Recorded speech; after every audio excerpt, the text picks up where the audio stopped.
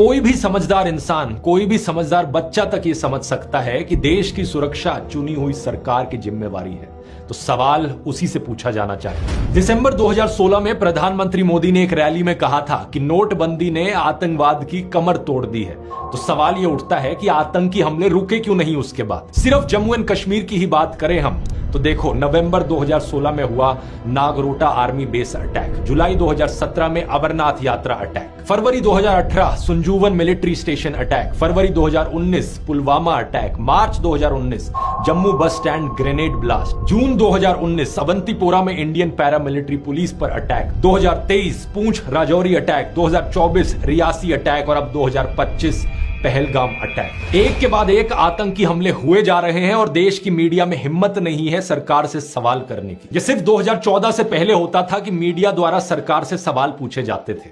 फिल्में भी आप देखोगे, अ वेंसडे जैसी फिल्में बनाई जाती थी जिनमें सरकार से आतंकवाद पर सवाल पूछे जाते थे। इसीलिए हम सरकार चुनते हैं कि वो मुल्क चलाए। आप लोग सरकार, पुलिस फोर्स, इंटेलिजेंस सक्षम है इस तरह की पेस्ट कंट्रोल के लिए, लेकिन आप लोग कर नहीं रहे। मैं चाहता हूं कि अगर मेरा बच्चा घर से बाहर निकले तो बेखौफ घूमे, कहीं भी, कभी भी, ट्रेन में, बस में, कहीं भी। उस जमाने में जनता मिलकर प्रोटेस्ट करती थी और नेता अपनी गलती मानते हुए इस्तीफा भी दे देते थे। जैसे कि मुंबई के 26/11 अटैक के बाद होम मिनिस्टर शिवराज पाटिल ने पब्लिक डिमांड के चलते हुए इस्तीफा दिया था और महाराष्ट्र के मुख्यमंत्री विलासराव देशमुख ने भी इस्तीफा दिया था। मैं ये नहीं कह रहा कि इस्तीफा देकर उन्होंने कोई महान काम कर दिया। बात यह है कि किसी भी फंक्शनिंग डेमोक्रेसी में ये एक बेसिक बात है और अब उस बेसिक कॉमन सेंस को हमारा देश खो चुका है। अब इस नए भारत में अर्नब गोस्वामी जैसे नमूने को देखिए। अर्नब गोस्वामी इस पहलगाम अटैक के लिए सुप्रीम कोर्ट को जिम्मेवार ठहरा रहा है। There was no need in my view for the Supreme Court to waste time getting into whether 370 was abrogation was valid or not. It was a waste of time because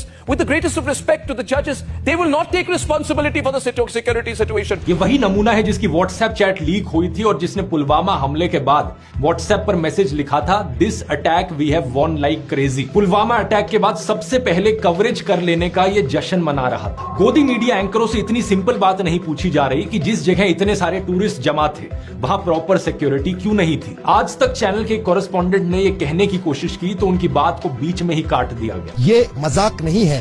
2000 tourist किसी एक picnic spot पे हैं, वहां पर ना ही police बल की कोई तैनाती, ना ही सुरक्षा बलों की कोई तैनाती। हम देखते हैं जब अमरनाथ यात्रा होती है। ये सवाल एक बच्चा तक पूछ रहा है। सरकार तो गई हुई है, मतलब इतना बड़ा आतंकवादी का हमला हुआ, उन्हें कुछ पता ही नहीं है। इधर पूरी नीचे पूरे आर्मी का बेस है, उन्हें पता ही नहीं है। दोस्तों, अब 10 दिन पहले की ये रिपोर्ट देखिए। डिफेंस मिनिस्ट्री ने पार्लियामेंट की स्टैंडिंग कमेटी को बताया कि आर्मी में ऑफिसर्स का करंट नंबर है